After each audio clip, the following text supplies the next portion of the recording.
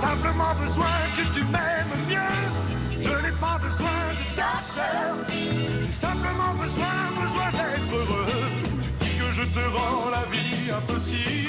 Bonjour Richard, je vais résumer un petit peu ce qu'on va faire pendant tout cet été, c'est-à-dire partir un peu partout en France, parce que voilà, ceux qui souffrent, ceux qui sont malades, qui ont besoin de se faire soigner, ils se soignent également pendant les vacances. Sûr, absolument. Et là, on va parler des jeux vidéo. Alors, vous allez être un peu surpris, pourquoi parler des jeux vidéo? Vous allez voir quelle importance ça peut avoir pour certaines personnes. Bien sûr, c'est exceptionnel ce qu'on va voir dans un instant. Alors, une fois n'est pas coutume, ce service est valable, fonctionne aussi le reste de l'année, mais effectivement, on utilise, écoutez-moi bien, les jeux vidéo, on appelle ça les serious games, pour aider les personnes qui sont victimes d'AVC, pour les aider à se rééduquer. Parce qu'on sait que dans un cas sur deux, il y a des séquelles, et pour limiter ces séquelles, il faut des exercices de rééducation. Et comment utiliser les jeux vidéo, qui a un caractère ludique, pour permettre à ces gens de faire des mouvements, face à un écran de télévision, ils miment les gestes qui sont présentés, et ils peuvent comme ça faire des mouvements. C'est une technique de rééducation tout à fait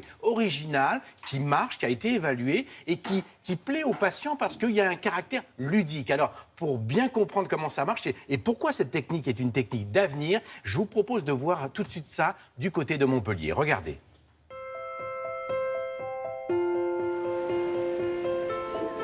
Comme 150 000 patients par an, Cyril, 79 ans, a été victime en 2009 d'un AVC avec des séquelles comme une paralysie de la main et de la jambe gauche.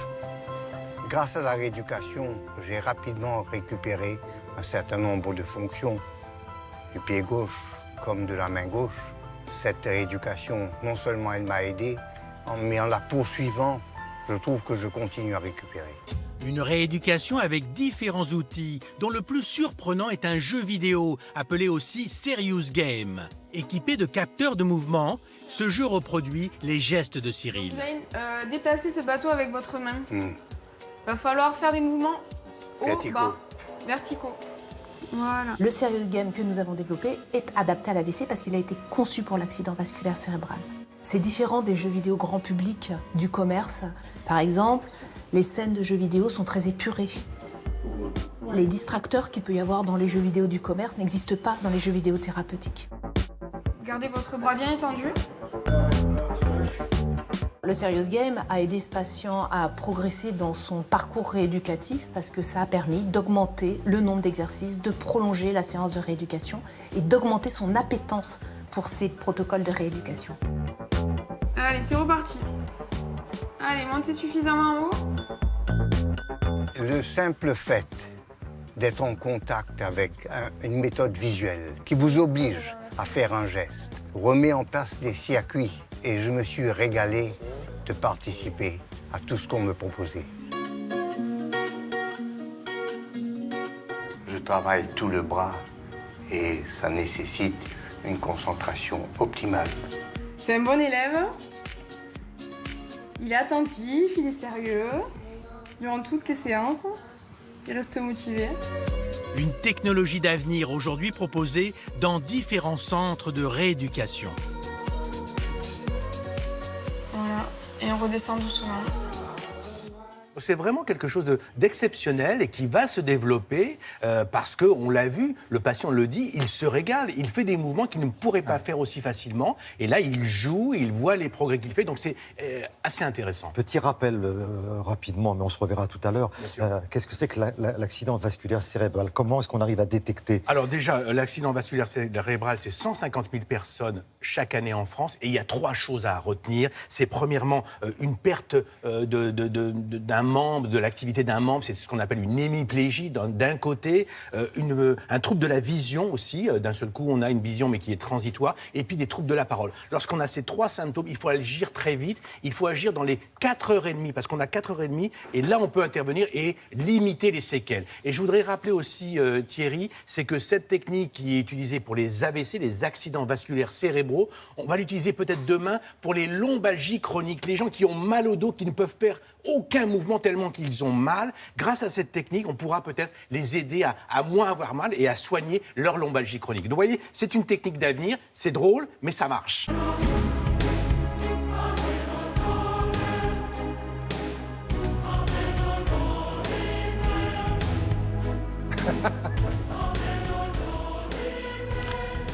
Voilà, c'est ce qu'on fait depuis le début de l'été avec Frédéric Jassal. On découvre des châteaux qui sont moins connus que les autres.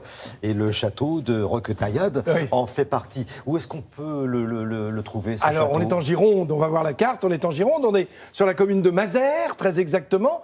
Et là, voilà, c'est un vrai trésor. Alors, l'histoire, la légende nous raconte qu'un jour, Charlemagne, passant par là pour aller jusque vers les Pyrénées, et traverser les Pyrénées et aller en Espagne, se trouve avec ses forces, ses soldats qu'il rassemble là, il va créer un premier fortin en bois. Et puis, au XIe siècle, va naître un premier château dont on a conservé encore quelques murs aujourd'hui, ce qu'on appelle le château vieux. Et puis, au XIVe siècle, sort de terre ce château, construit sur le roc, sur le rocher, taillé dans le roc, Roquetaillade. Il est là, il nous attend. Il suffit d'un détour de route et on découvre ce que vous allez voir. Je vous propose de partir tout de suite en images, Thierry, et de découvrir évidemment.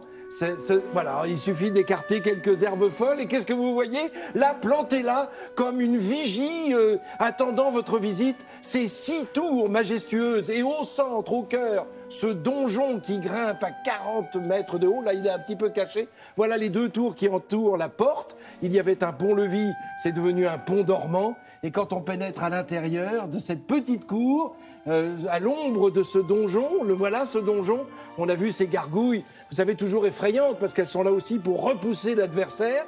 On rentre à l'intérieur et là on découvre cet escalier avec ce lustre de 350 kilos qui, avec un jeu de poids et de contrepoids, permettait de descendre pour allumer les bougies chaque soir et puis permettre d'éclairer. Et là, le symbole du cygne qui est partout présent parce que l'un de ses propriétaires, ça appartient à la même famille depuis plus de 700 ans et c'est ouvert au public depuis 1956. Il y a des symboles un petit peu partout. Je vous parlais du cygne et puis là, on vient de voir la chauve-souris dont les ailes rappellent la structure de la voûte gothique telle qu'on l'a vu il y a un instant. Bon, là, c'est pour se laver les mains juste avant d'entrer dans la salle à manger. Vous imaginez déjà la beauté. Alors, à qui doit-on cela ? Parce que ça ne remonte pas au Moyen-Âge. On découvre bien toutes ces couleurs, tous ces dessins, toute cette forme. Eh bien, ça date du 19e siècle. C'est Eugène Viollet-le-Duc qui a été appelé, ce célèbre architecte qui a été appelé par les propriétaires, Louis et Geneviève, Louis Leblanc, marquis de Mauvesin. Alors le blanc, c'est qu'avec cette couleur extraordinaire que l'on trouve le symbole avec le cygne, si vous voulez. Voilà pourquoi le cygne est partout présent. Là, on est dans la chambre, une des chambres, c'est la chambre des invités, avec ce meuble qui s'accrochait au mur, qui rappelle les meubles du Moyen-Âge. Vous savez, on déménageait de château en château avec ces coffres, ces mets. Et puis là, il y a une vierge à l'enfant, entourée de 2 anges, regardez bien, ils ont les ailes bleu, blanc, rouge. Oui, parce que Viollet-le-Duc était amoureux de ce drapeau bleu, blanc, rouge et volontaire. Alors là, on a vu les visages des 2 propriétaires, dont le visage de Louis qui est penché et tourné vers le lit, tiens, curieusement. Et puis, ces crosses d'évêques, et pour cause, puisque ce château a été construit à la demande du pape Clément V, qui était l'ancien évêque archevêque de Bordeaux, élu pape au XIVe siècle. Et à côté de ce château, il y a l'église, avec ses murs austères. Mais vous allez voir, dès qu'on pénètre à l'intérieur, c'est un trésor. Regardez. Alors là, ce sont les fonds baptismaux en marbre de Carrare, l'autel au fond aussi. Et regardez le plafond, on dirait un tapis d'Orient, un tapis persan. Et puis ces lampes qui sont très orientalistes, cela aussi on le doit tout cela à Eugène Viollet-le-Duc. Et puis il y a des caches avec du moucharabier, et derrière ce moucharabier on trouve parfois de très vieilles momies. Mais bon, à l'intérieur de ce château qu'il faut voir, qu'il faut visiter, on découvre des trésors, on en ressort illuminé et aveuglé par cette lumière, parce que Roquetaillade, quand on le visite, c'est un rêve éveillé, ni plus ni moins. Dites-moi, on est loin du fortin de Charlemagne. Oui, absolument. Oh, quelle évolution incroyable. Mais j'aimerais bien qu'on revoie la position géographique du château, si jamais ça vous intéresse. Oui, absolument. Regardez bien, voilà.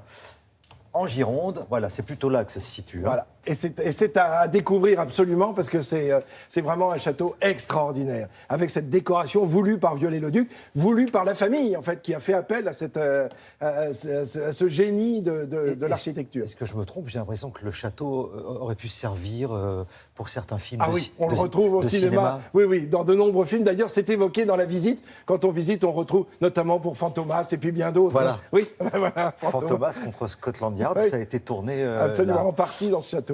C'était tellement bien que je vous demanderais bien de revenir un peu plus tard. Avec plaisir, parce qu'il y a encore tellement d'autres choses à raconter. Oui, génial. Merci beaucoup, À tout à Frédéric. l'heure. Merci. J'ai jamais vraiment mangé le chaperon rouge. Ça c'est des histoires qu'on raconte au fond des bouches. Ce petit enfant blond était loin d'être bête. Il n'a jamais tiré cette sacrée chevillette. Bonjour Aurélia. Bonjour. Il y a quelques instants, on parlait de Dracula et celles et ceux qui ont assisté au spectacle. Ils ont frissonné, ils ont eu un peu peur, mais ce que vous allez nous proposer, c'est pas mal non plus. C'est de frissonner aussi de nuit. On va commencer par une expression entre chien et loup. Comment est-ce qu'on pourrait définir cette expression? Alors, ça va prendre tout son sens pour cette soirée. C'est une visite au parc des loups du Gévaudan. Alors, ça se trouve où? Ça se trouve à Saint-Léger-de-Père, en Lozère. C'est absolument magnifique. C'est un massif sublime et vous allez être repéré que vous êtes arrivé au bon endroit grâce à une chose, tous ces vautours qui circulent autour d'un seul lieu, ce parc des loups. Voilà, Parce qu'une fois qu'on a nourri les loups le matin, on va pouvoir les voir enfin vivre le soir, en plein été, parce qu'ils ont eu trop chaud toute la journée, et les découvrir de nuit. Alors, je ne suis pas du tout là pour parler de la polémique sur la réinsertion ou pas des loups. Je suis là pour vous parler d'une expérience que nous allons vivre de nuit avec ces loups, pour hurler avec eux à la fin de la nuit, et peut-être casser le mythe de la bête du Gévaudan. Je vous laisse découvrir.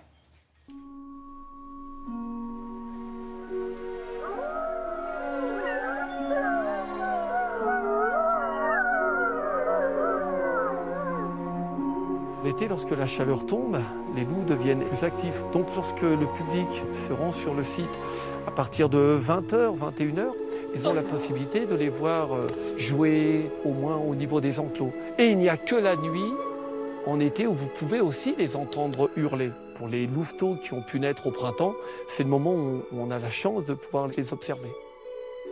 Quand ils sont nombreux dans une meute, on va représenter celle-ci comme une pyramide. Au sommet, on parle du couple alpha. Ce sont les dominants chefs de meute, top dog, gros producteurs.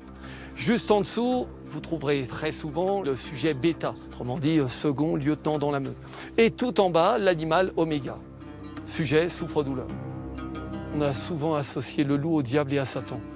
Donc dans le passé, le loup, on le représentait noir. On a pu mettre en avant une sorte de choc des symboles entre le bien et le mal, le noir et le blanc.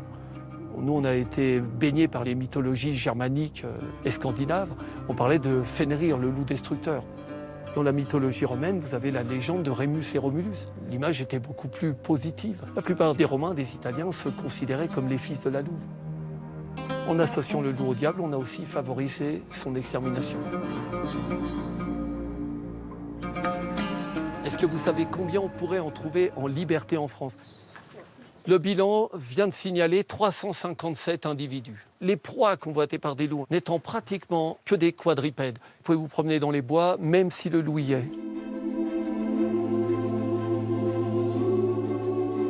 Sur la soirée, on va pouvoir aussi aborder le retour naturel du loup en France, son comportement, sa biologie. On peut parler de la bête du Gévaudan. Bon, les enfants, est-ce que vous avez déjà entendu parler de la bête du Gévaudan? Oui. Oui? Et à votre avis, c'était quoi? Un loup? Un loup? Ah, après tout ce que je viens de vous dire? Non. Non. Elle avait la particularité, cette bête, de délaisser systématiquement agneaux et brebis pour ne cibler que le protecteur du troupeau. Environ 80 morts, on a parlé de loup, de chien, de la hyène et on a parlé de l'homme. Personnellement, je pense qu'il y a eu complicité homme-animaux. Ce qui m'a toujours fasciné, c'était son regard. En fait, on a l'impression qu'il lise en vous. C'est un demi-contact, parce qu'en fait, vous ne les touchez pas. J'aime ce côté où il y a une certaine réserve.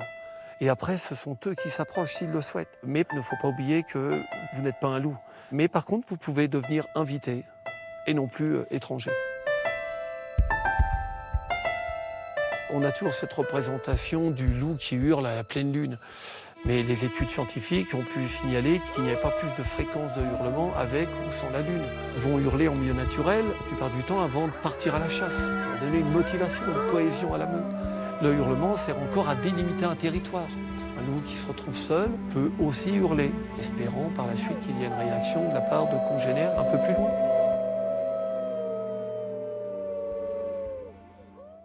ils sont magnifiques, ces loups. Alors, on se dit, on aimerait bien partir avec un loup parce que c'est magnifique, effectivement. Mais ça ne vit qu'en meute, donc ça ne sert à rien. Ils ne vivent qu'ensemble. Et ce qui est magnifique quand on découvre leur histoire, parce qu'on ne sait pas forcément comment ils vivent, c'est que, en fait, s'il y a un loup blessé, la meute prendra toujours soin de ce loup blessé, s'il appartient à cette meute. Et donc, il y a vraiment une solidarité de meute qui est absolument magique chez les loups. Bon, alors ça a lieu tous les jeudis. Tous les mardis et jeudis, jusqu'au 20 août. Il faut y aller à la tombée de la nuit, vers 20h, 21h, 22h. Et puis ça se termine à minuit, quand la nuit est toute noire. Et on peut effectivement hurler à la fin avec les loups.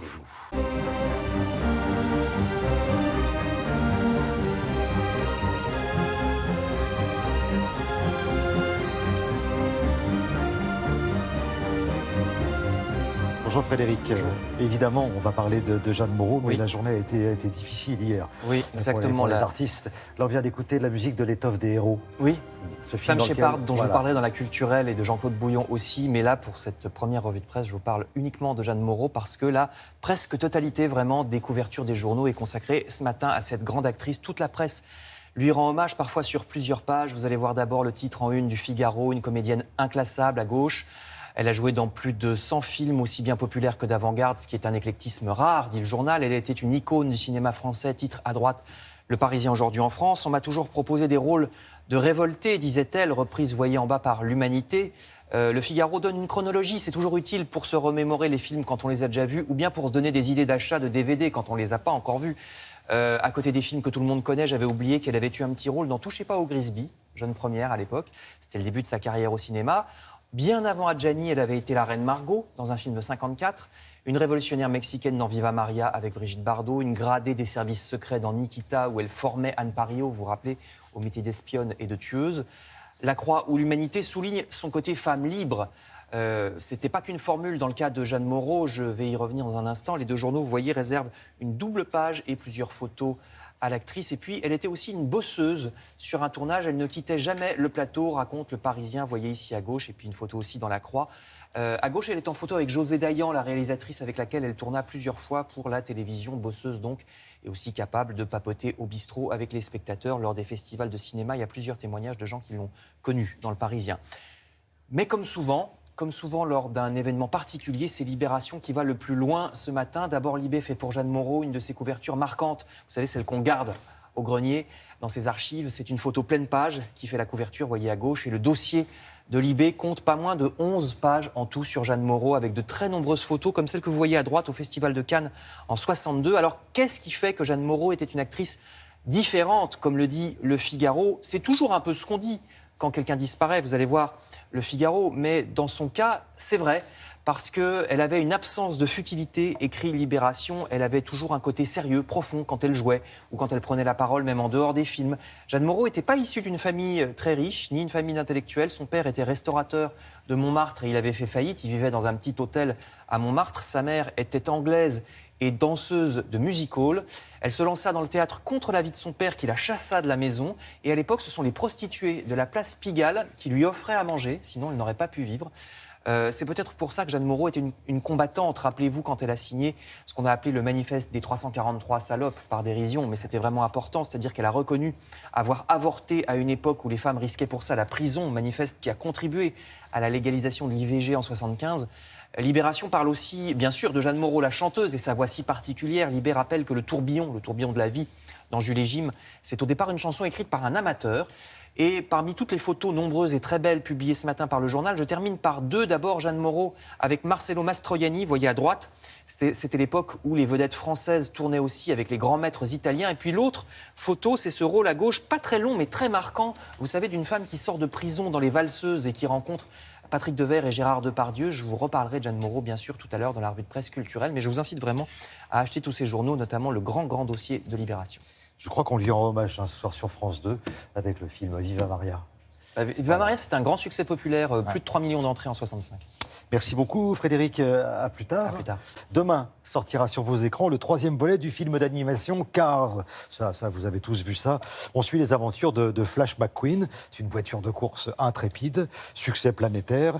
Et on va retrouver évidemment le fameux studio Pixar que nous allons visiter avec Claude Budin-Juteau.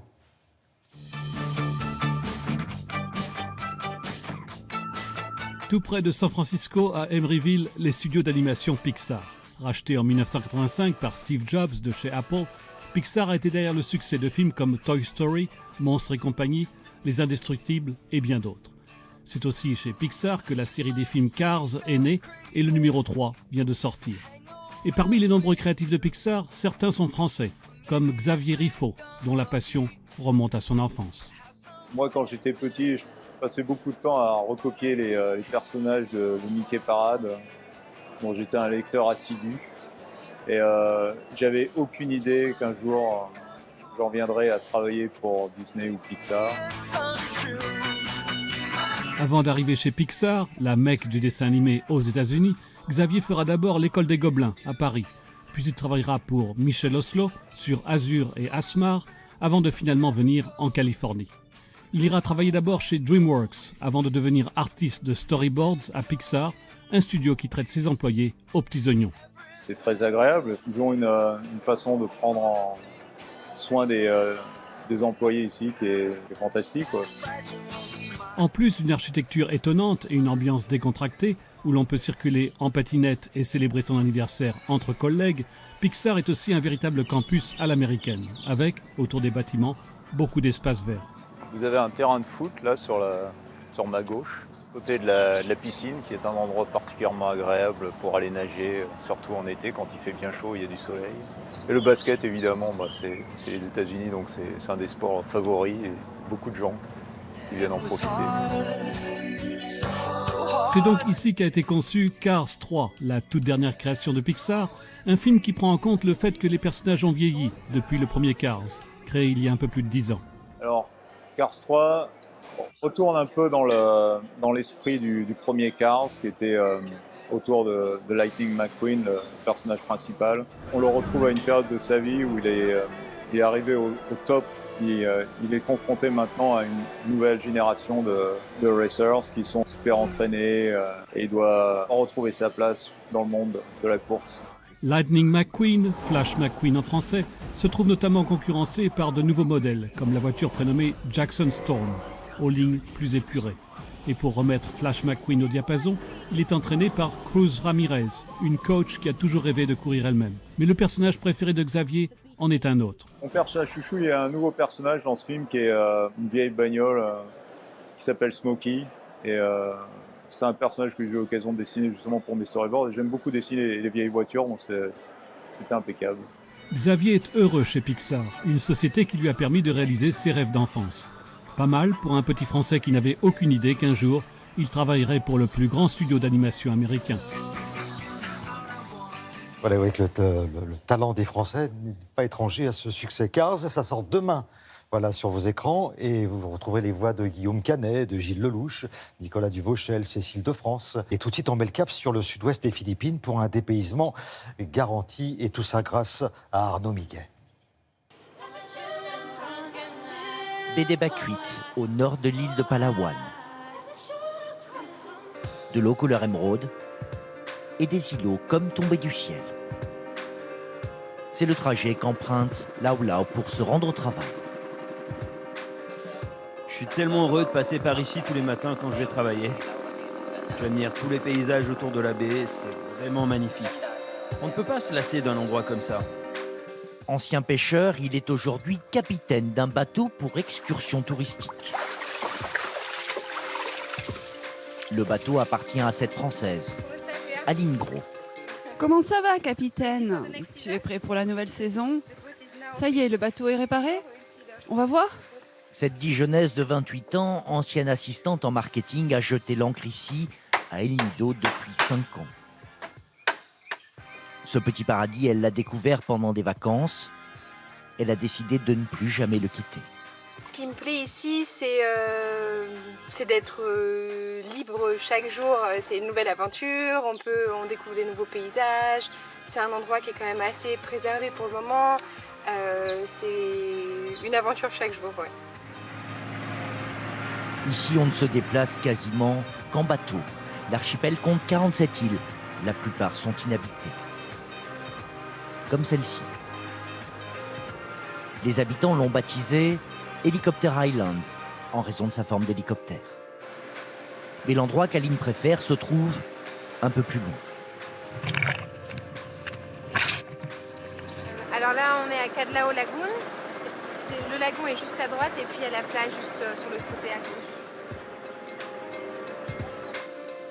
Cadlao Lagoon, ou le lagon du sourire. Une eau cristalline, parsemée de rochers. C'est le paysage incontournable des excursions d'Aline. Et il est inoubliable. La légende dirait que, a priori, juste avant que sur son lit de mort, le commandant Cousteau aurait dit que El Nido était le plus bel endroit qu'il ait vu pendant tous ses voyages. Un des plus bels endroits au monde. Ce petit paradis n'est pas encore peuplé de milliers de touristes. Mais cela pourrait changer. El Nido attire de plus en plus de visiteurs. En 10 ans, le nombre de touristes à Palawan a été multiplié par 5. Alors, sur la côte, le béton s'accumule avec ces hôtels qui se construisent ou s'agrandissent. Avec le tourisme, on n'arrête pas d'augmenter le nombre de chambres. Pour l'instant, l'hôtel en compte 21, mais on construit encore pour en avoir 27 au total.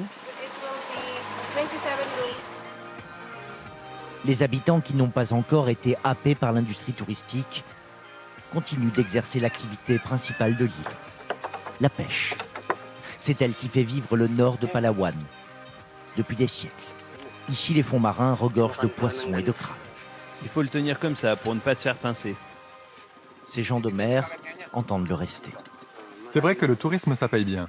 Mais moi, je préfère travailler sur mon bateau parce que je suis passionné de pêche.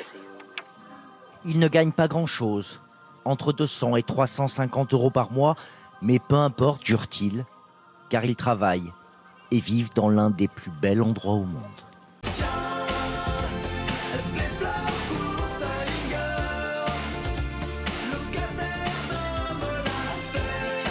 Ah oui, non, mais ça a été travaillé, ça. Hein. Oula. Il y en a qui phosphore ici. Hein.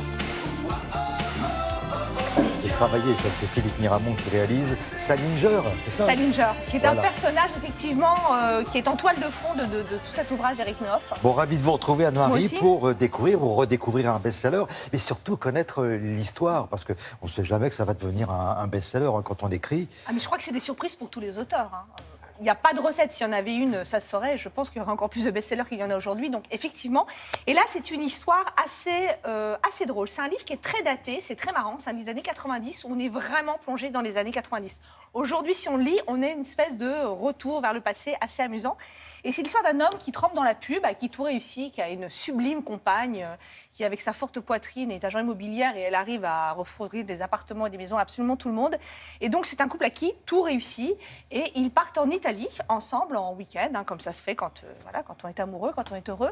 Et ils rencontrent un très vieil écrivain qui ressemble de très très près à Salinger, le célèbre auteur qui a écrit L'Attrape-Cœur, l'auteur américain.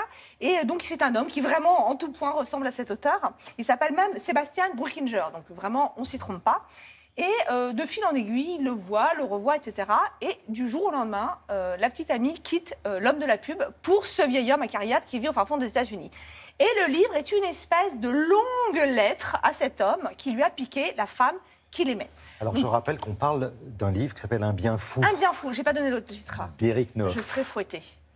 Voilà, mais voilà qui est fait. Donc, on peut voilà, enchaîner. donc le livre, c'est évidemment un bien fou, parce que ça fait un bien fou d'écrire à quelqu'un que l'on déteste pour Pour se venger, l'engueuler, peut-être. voilà. Non, mais il y a tout, ça passe par tous les sentiments. Donc j'ai interviewé Eric Nehoff, l'auteur de cet ouvrage, qui nous parle avec beaucoup d'ironie, de hauteur et d'humour de son ouvrage, qui a quand même eu le Grand Prix de l'Académie française.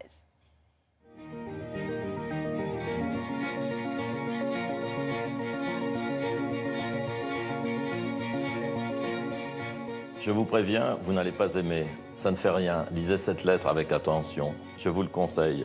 Certains détails vont vous intéresser. Eric, qu'est-ce qui vous a inspiré à cette histoire ? C'était une idée toute bête. C'était à l'époque, Salinger, l'écrivain américain, était encore vivant. Et c'est un type que personne n'avait vu depuis des dizaines d'années. Et je me suis dit, ce serait amusant d'écrire un roman où cet écrivain-là, enfin, sous un nom fictif, piquerait la petite amie du narrateur. Pourquoi avoir choisi la formule de la lettre? C'est très marrant à écrire, c'est personnel, ça peut être très vigoureux. Le type qui écrit est très très en colère et adresse toutes ses menaces et récriminations à cet écrivain réfugié dans sa cambrousse perdue aux États-Unis. Déjà se faire piquer sa fiancée, c'est pas très agréable, mais par quelqu'un de très célèbre et de mythique, ça va être encore pire. Et de vieux, oui, très très vieux. Oui, parce qu'il est jeune, le narrateur, et sa copine aussi. Est-ce que c'est drôle de mettre en scène un anti-héros? Qui, l'écrivain ou le narrateur? Le narrateur. Un loser. On ne sait plus. Si c'est intéressant, il n'y a pas d'anti-héros. Si on arrive jusqu'au bout d'un livre, c'est que le personnage devient un héros. Qu'est-ce qu'il y a de vous dans Bien Fou? Mon admiration pour Salinger, mon respect pour ces gens très très connus qui arrivent à être dans l'anonymat, à ne plus publier, à ne plus être photographiés. Est-ce que vous étiez aussi énervé que votre narrateur quand vous avez écrit ce livre? Non, j'ai été énervé bien des années après quand une histoire comme ça m'est arrivée. C'était un livre prémonitoire. Vous écrivez quand, comment et où? J'écris vite et mal, avec une feuille et un stylo. Il faut toujours couper dès qu'on a un doute, il faut supprimer la phrase parce que ça veut dire qu'elle ne tiendra pas le coup. Mais je ne peux pas travailler plus de 2 heures d'affilée. Ensuite, j'en ai marre. Ouais. Est-ce qu'un Bien Fou a changé quelque chose dans votre vie? J'ai eu des béquilles un peu imprévues, c'est que l'Académie française m'a donné le Grand Prix du roman, alors ça c'est vraiment un accélérateur de particules. Le prix du roman de l'Académie française, il a été décerné à Éric Neuhoff pour Un Bien Fou aux éditions Albin Michel. On entre dans la cour des grands, là, tout d'un coup. C'est pour ça aussi que ça doit être le livre qui a le mieux marché, qui m'a fait penser pendant quelques minutes que j'étais peut-être un écrivain, mais ça n'a pas duré. On en reparlera un petit peu plus tard de ce roman, Grand Prix de l'Académie française, truffé, on le précise, de gros mots. De gros mots, et du coup le père d'Éric Neuhoff lui a dit « Je ne comprends même pas qui peut comprendre ton livre et comment tu as pu avoir un prix pareil ». Oui, on salue Éric Neuhoff, si jamais il regarde Télé Matin, ça nous fait plaisir. On va retrouver Julia qui est avec nous ce matin, on va parler d'innovation, une innovation qui fait le buzz sur la toile, et là il est question de chaussures. Oui, c'est ça, exactement. Une nouvelle gamme de chaussures qui a trouvé l'astuce pour nos jambes, pour nos chevilles et surtout pour notre confort. Ce sont des paires qu'on va trouver sur ce site qui s'appelle mimemoi.com.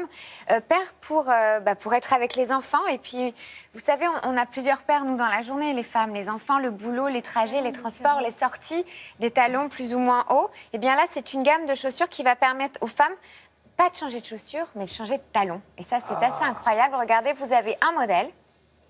Et sur chaque modèle, vous avez 5 tailles de talons différentes, tailles et formes de talons différentes que vous pouvez changer selon l'humeur, selon l'activité, selon la situation. 5 hauteurs, 5 formes pour changer de look, d'allure en quelques secondes. C'est ça que vous prenez dans votre sac à main. C'est un projet allemand financé par le financement participatif et c'est une super idée. Pour aller au parc le matin avec les enfants et en boîte le soir. Hop là. Merci beaucoup, Julia. Nous allons rencontrer ce qu'on appelle un expat. Il s'est installé, je crois, il n'y a pas très très longtemps, il y a un peu plus d'1 an. Et visiblement, ça lui plaît parce que Porto, la ville, a beaucoup à offrir.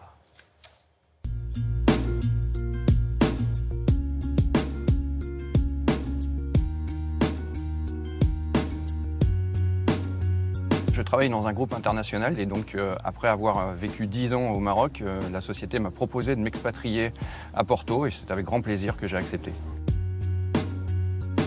Je suis directeur d'un centre de télémarketing où j'encadre une équipe aujourd'hui de 200 collaborateurs. Donc aussi bien des personnes qui ont vécu en France et qui ont fait le choix de rentrer au Portugal que des Portugais qui maîtrisent parfaitement la langue française puisque dans mon travail, il faut effectivement maîtriser la langue française.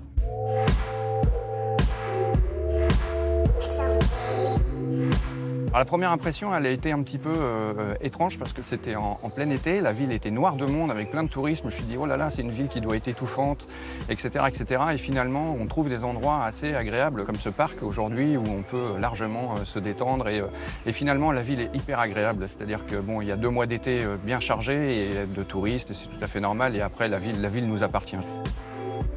On aime particulièrement l'atmosphère de Porto puisque c'est un peu vintage, c'est une ville aussi qui est en pleine renaissance, donc avec beaucoup de constructions nouvelles. Je vais bientôt parler le portugais puisque je vais commencer mes cours la semaine prochaine. Donc au bout d'un an, il était temps. Pourquoi? Parce que ça facilite aussi l'intégration et c'est vraiment très important. Par exemple, quand on fait son marché le dimanche matin, c'est quand même plus sympa de discuter avec la personne en portugais qu'en anglais.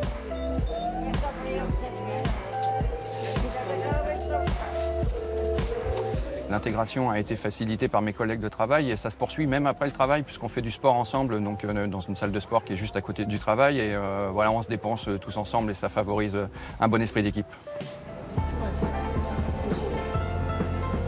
Je me déplace à Porto via les transports en commun, donc, parce que c'est une ville qui est assez embouteillée, notamment le soir, et donc il est plus pratique d'utiliser les transports. Donc vous avez des bus, des métros, des tramways, enfin c'est très facile et beaucoup plus rapide que la voiture, je dirais. Se loger ici, c'est pas forcément facile puisqu'il y a plus de demandes que d'offres. Et donc, il faut prendre le temps de chercher et de rencontrer peut-être les bonnes personnes et les bons agents immobiliers pour trouver. Mais à force de persévérance, on y trouve. Nous sommes vraiment, avec ma femme, ravis de où nous logeons. Donc, on loge en plein centre-ville et on en est vraiment très contents dans une petite maison de ville absolument charmante. Alors, nos activités, le week-end, on profite du fait qu'on habite au bord de la mer. Et on profite de faire quelques restaurants entre amis, donc c'est un petit rituel qu'on a, donc on fait ça tous les 15 jours, on choisit un restaurant différent.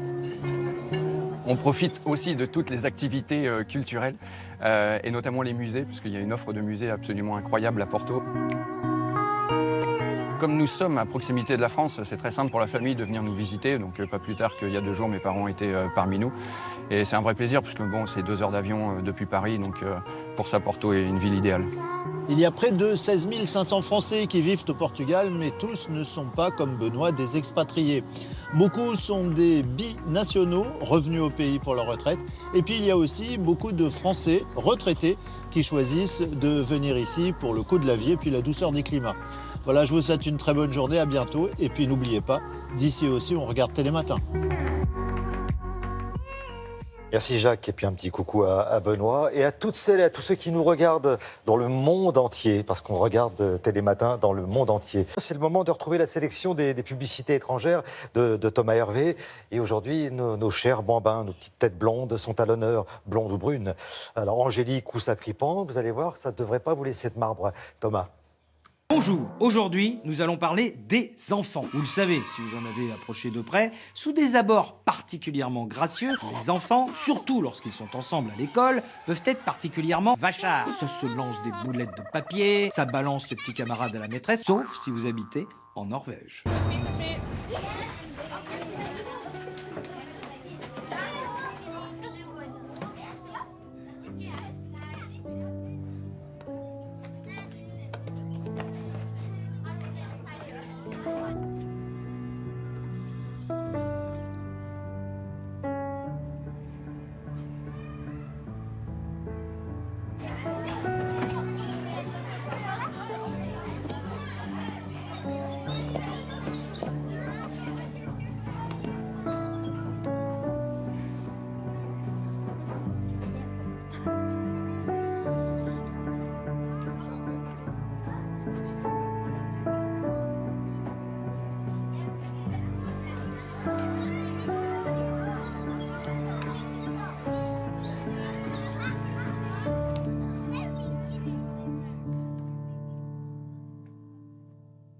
Si c'est pas mignon. Alors, on reste chez les moins de 10 ans, avec un problème que beaucoup d'entre nous ont déjà rencontré. La crotte de nez. Alors, évidemment, quand on est un adulte, on a toujours un mouchoir. Mais lorsque vous êtes tout petit, alors c'est quoi la solution? Bah, la solution, on la connaît tous, hein.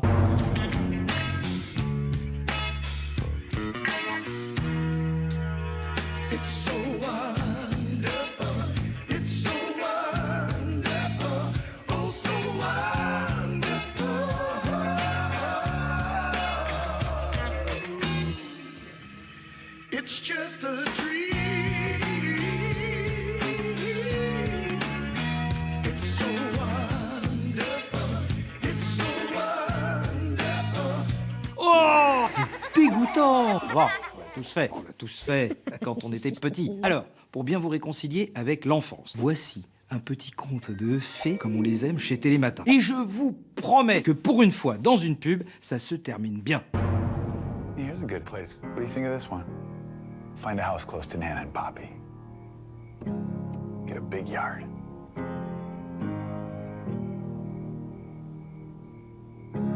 I bet that one's Mom. It's the brightest. It goes straight to the heart.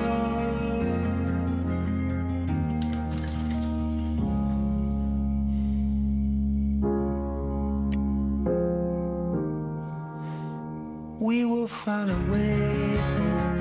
Be a good spot. We will find a way. You guys! Well, there's my boy! It goes straight to the heart. Good night. Night, Dad. Night, Mom.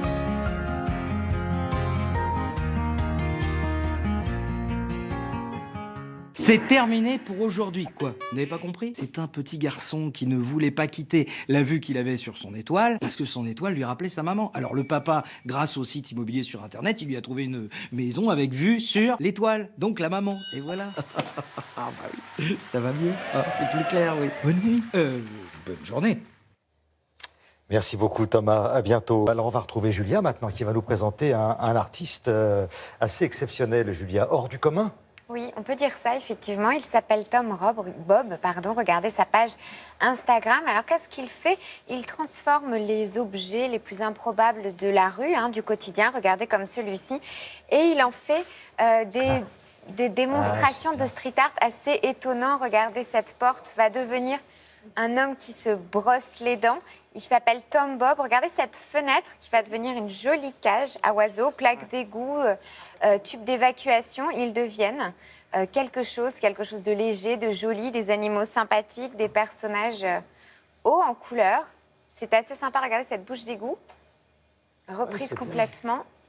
Et puis ces tuyaux tout simples qui deviennent un serpent. C'est vraiment un homme très connu dans les rues de New York qui fait plein de choses, des commandes aussi, comme on peut voir là, vous voyez, sur les toits, vue du ciel. C'est très, très, très joli. Je vous invite à aller voir son compte Instagram. Merci beaucoup Julia. Oui, j'aime bien moi le crocodile et puis la brosse à dents. Ça, ça permet d'égayer un peu le paysage. Merci Julia.